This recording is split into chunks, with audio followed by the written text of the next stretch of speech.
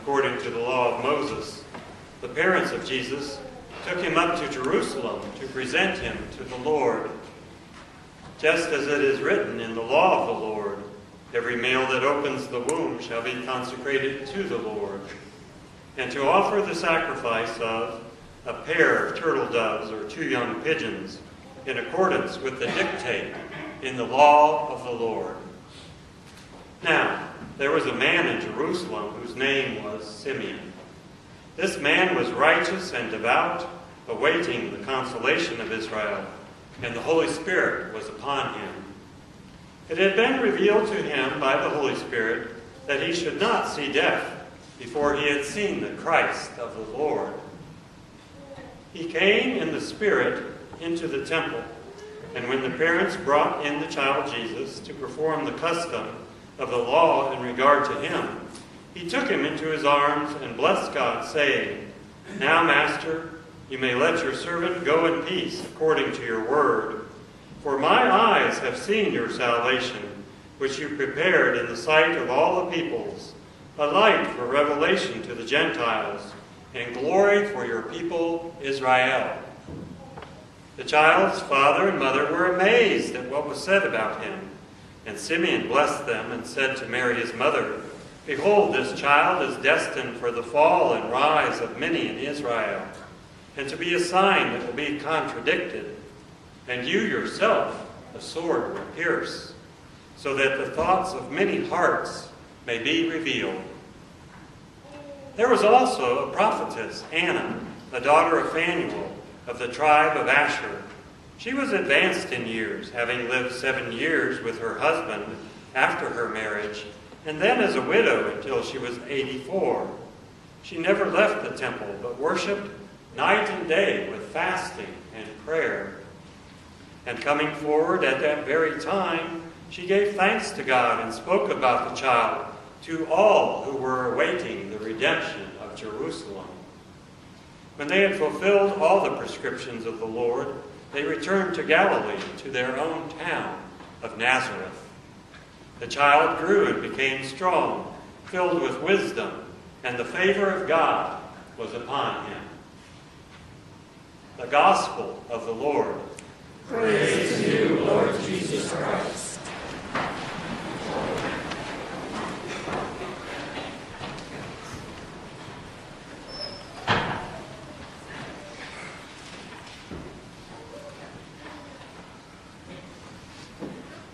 Today, almost a week later, we hear what happens to this new family after their time in the stable in Bethlehem. The Gospel of Matthew, which we read as a church on Thursday for the Feast of the Holy Innocents, tells us that an angel appears to Joseph in a dream and tells him to take Mary and Jesus into Egypt to protect him from King Herod. The Gospel of Luke, which we read this morning, tells us about the life of the Holy Family after the Magi leave, but before the angel appears to Joseph. Joseph and Mary bring their new child to Jerusalem, to the temple, and they present him to the high priest. 2 turtle doves were offered to God for the sake of the child, both in thanksgiving for the gift that he is, and knowing that Jesus was a gift from God, Mary and Joseph spiritually offer him back to the Father, offering the life of their family, the life of their new family, to God, knowing that the life of their family is indeed God's work. As soon as they can, the Holy Family recognizes that their family life is a gift from God and a mission from God.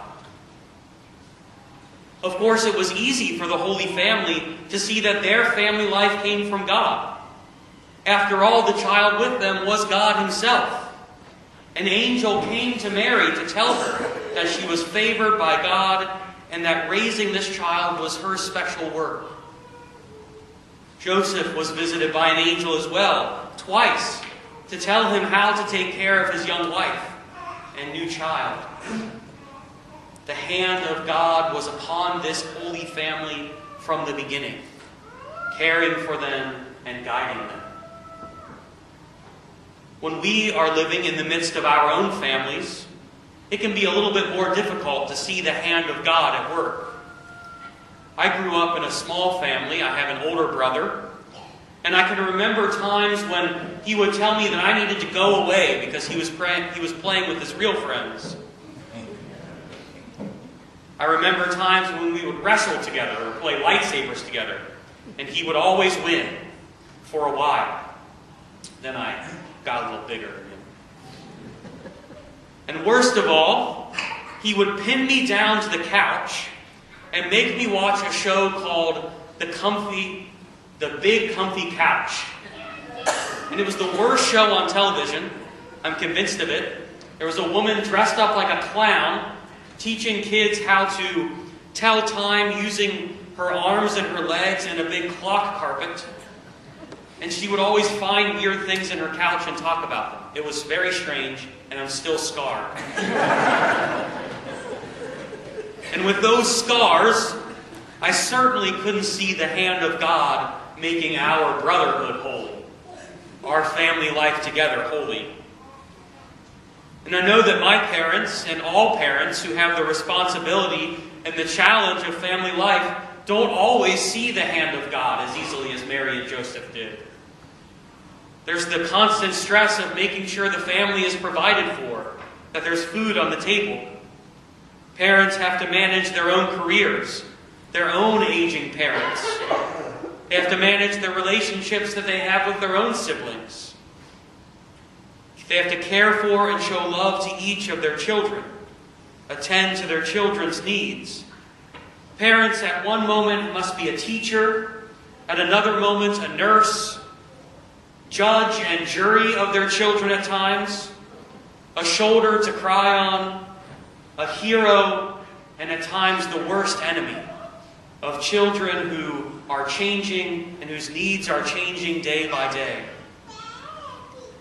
Meanwhile, parents are working on and trying to keep together the relationship they have with their own spouse. They're trying to manage their own health and well-being.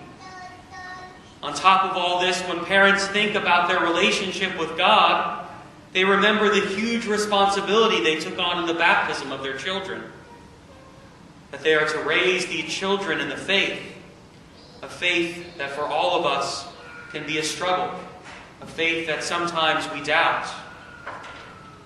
Parents remember that they're supposed to teach these children to follow the commandments, commandments that they know at times they break as well.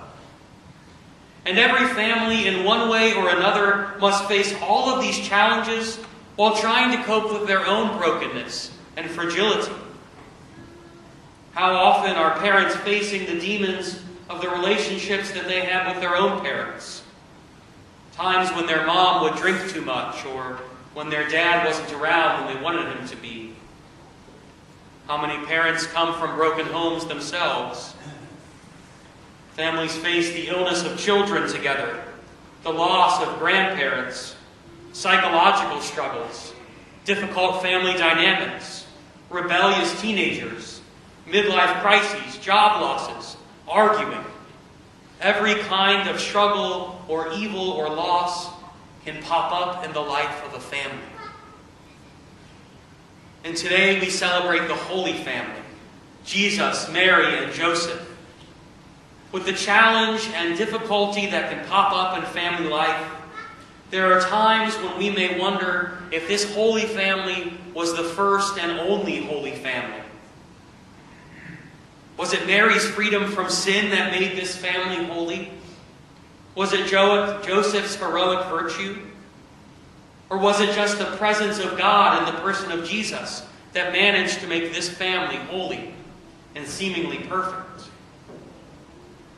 While these are what make this family the Holy Family that we celebrate today, our readings in the tradition of our faith show us that it is not only these aspects of this family, these unattainable features for us, that made them holy. Our first two readings today show us that God makes himself available in a special way in the lives of families. Sirach tells us that the relationship of a father to his children is set in place by God himself, as well as the special authority and love that a mother has for her children. When a child respects these relationships, Sirach tells us, that child's prayers will be heard. They will be blessed, and their own lives will be fruitful. And St. Paul tells us today that the bond of love shared by a family is itself a participation in the life of God, God's inner life of love. Our gospel today shows us that the holiness of the Holy Family was not assumed. It was not automatic. Mary and Joseph were intentional in dedicating the life of their family to God.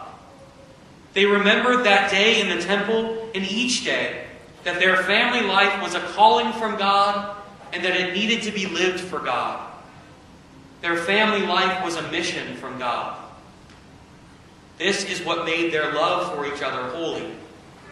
It was an intentional participation in God's mission, His life of love.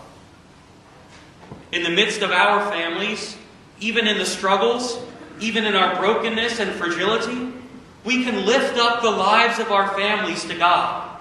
We can offer the lives of our families to God each day and remember that our families have a special place in God's plan. Our faith tradition, starting with the writing of the book of Genesis, including the writing of many of our church fathers, St. John Paul II, countless popes, and now Pope Francis, have taught us again and again that the family is the special creation of God, the intention, God's intention for how we are to live primarily in community. Given the mission to be an image of God, an image of what God's life of self-giving love looks like. Just as the Father and the Son and the Holy Spirit live lives of self-giving love for each other, as their lives are poured out for each other, in our lives as families, in our lives of giving of ourselves for each other, sacrificing for each other, we become the greatest image of what the life of God looks like in our homes. If we are open to God's self-giving love, and if we are open to God's creative and life-giving work that He wants us to do in the lives of our families, even though we struggle, and in fact, in the places of our struggle,